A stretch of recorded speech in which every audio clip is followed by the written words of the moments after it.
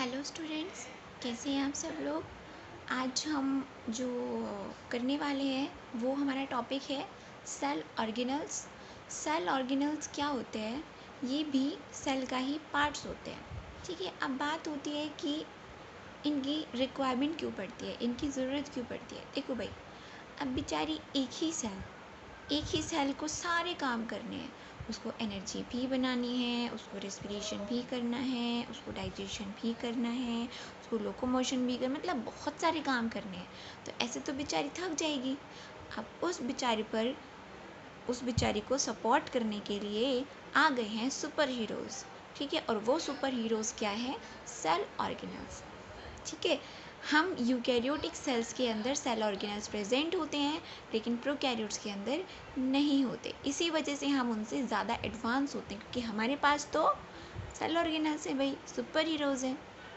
ठीक है, तो इन सेल ऑर्गेनल्स की कैरेक्टरिस्टिक्स क्या होती हैं वो हम देख लेते हैं।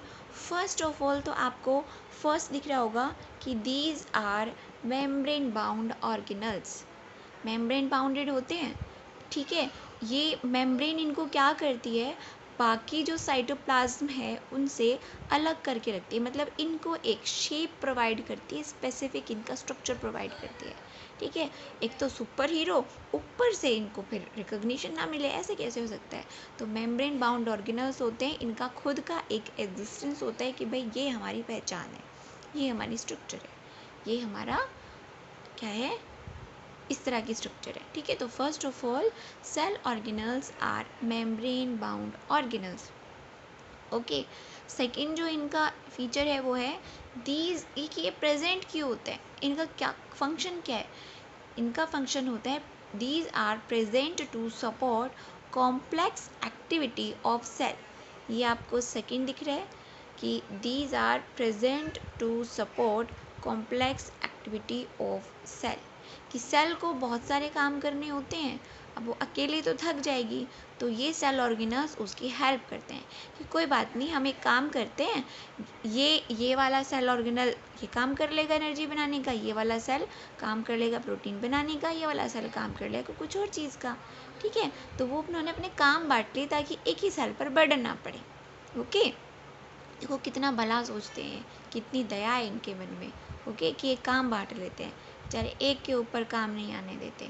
नेक्स्ट क्या है, these are of different types. हम आगे पढ़ेंगे कि सेल ऑर्गेनल्स बहुत सारे होते हैं, हम वन बाय वन करके पढ़ने वाले। तो सबसे पहला आज का जो हमारा फर्स्ट हम लोग पढ़ने वाले हैं सेल ऑर्गेनल, वो है हमारा वैक्यूल। अब अगर आपको याद हो, जब मैंने आपको सेल का स्ट्रक्चर बनवाया था, ठीक है, क्योंकि ये बात तो क्लियर है कि सेल ऑर्गेनल्स प्रेजेंट होते हैं यूकैरियोटिक सेल में, तो प्रोकैरियोटिक सेल को भूल जाओ क्योंकि उसमें होते ही नहीं है। तो यूकैरियोटिक सेल में भी आपको याद रखना है कि एक तो मैंने एनिमल सेल बनवाई थी और एक मैंने प्लांट सेल बनवाई थी। ठीक है, तो वैक्यूल प्रेजेंट होंगे कहाँ पर, यूकैरियोटिक सेल में। तो इनके फीचर्स पढ़ते हैं कि सबसे पहले ये भी हमने बात की ना कि सारे मेम्ब्रेन बाउंड होते हैं, ये भी मेम्ब्रेन बाउंडेड होगा, ये ऑर्गेनल भी कैसा होगा, मेम्ब्रेन बाउंडेड होगा, लेकिन ये सिंगल मेम्ब्रेन से बाउंड होगा। जैसे अगर आपको याद हो, मैंने आपको बताया था कि न्यूक्लियस जब मैंने कराया था, तो न्यूक्लियस में मैंने मेम्ब्रेन बनाई थी, न्यूक्लियर मेम्ब्रेन, वो मैंने 2 बनाई थी, डबल बनाई थी। यहाँ पर लेकिन ये सिर्फ सिंगल लेयर्ड से कवर्ड होता है, सिंगल मेम्ब्रेन बाउंडेड होता है ये। ठीक है भाई, ओके। नेक्स्ट कि भाई इनका फंक्शन क्या होता है, ये स्टोरेज सैक का काम करते हैं, मतलब स्टोरेज सैक कि ऐसा एक बैग जैसी स्ट्रक्चर होगी जिसमें कुछ ना कुछ स्टोर होगा। सैक मतलब कोई बैग जैसी स्ट्रक्चर, कोई बैग जैसी स्ट्रक्चर जिसमें कुछ ना कुछ स्टोर होगा। अब वो स्टोर जो होगा वो सॉलिड भी हो सकता है और वो लिक्विड भी हो सकता है। बात क्लियर है भाई, वो सॉलिड भी हो सकता है, वो लिक्विड भी हो सकता है, वैक्यूल। अब मैं जो नेक्स्ट आपको बताने वाली हूँ, मैं डिफरेंस के साथ बताने वाली हूँ कि भाई एनिमल सेल में वैक्यूल कैसा होता है और प्लांट सेल में वैक्यूल कैसा होता है। मतलब जो यूकैरियोटिक सेल है, प्लांट भी यूकैरियोट है और एनिमल भी, प्रोकैरियोट्स में तो होता ही नहीं है, cell organelles are absent in prokaryotes. तो यूकैरियोट्स में भी एनिमल सेल के अंदर किस तरह का होता है और प्लांट सेल के अंदर किस तरह का होता है। तो जब आपको अगर डिफरेंस करने के लिए मैं दूँ कि एनिमल सेल और प्लांट सेल में डिफ्रेंशिएट करो, तो आप वैक्यूल के रेफरेंस में भी लिख सकते हो। ठीक है भाई, तो स्टार्ट करते हैं हम नेक्स्ट। हाँ जी, तो हम अब करने वाले हैं एनिमल सेल वैक्यूल और प्लांट सेल वैक्यूल के बीच में क्या डिफरेंस होता है, करेक्ट। तो सबसे पहले तो जो एनिमल सेल का जो वैक्यूल होता है वो होता है छोटा सा।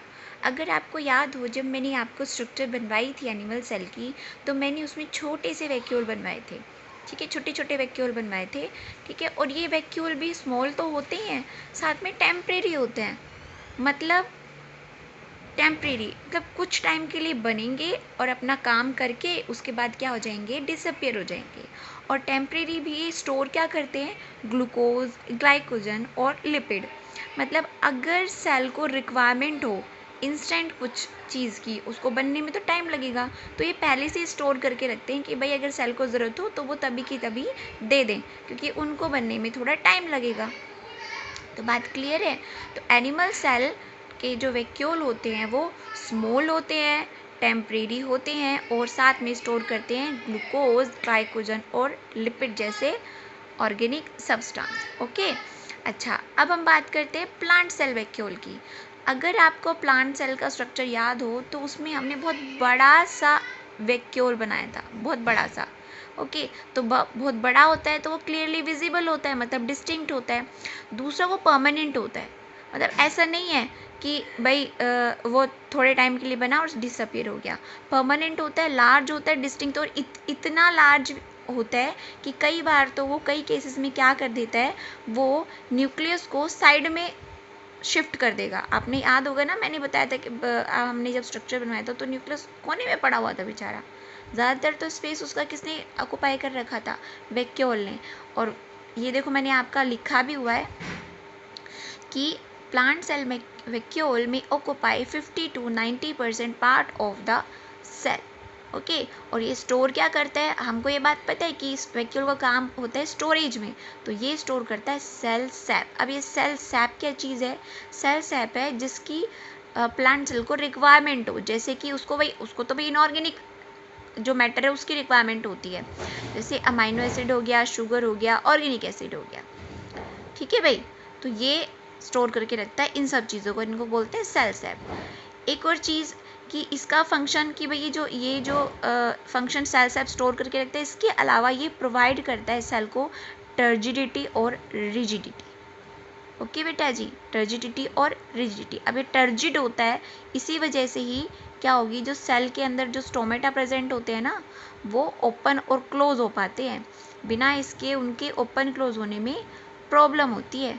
तो बात क्लियर है बेटा जी, एनिमल सेल और प्लांट सेल वैक्यूल के बीच में हमने डिफरेंस कर लिए। अगर आपको कोई प्रॉब्लम हो तो वो आप मुझसे पूछ सकते हैं, आपका एक एक हम लोग सेल ऑर्गेनेल करेंगे छोटा छोटा, ठीक है, ताकि आप लोगों को समझ भी आता रहे। ओके बेटा जी, तो वैक्यूल आज आपका टॉपिक था, क्लियर हो गया है। ओके।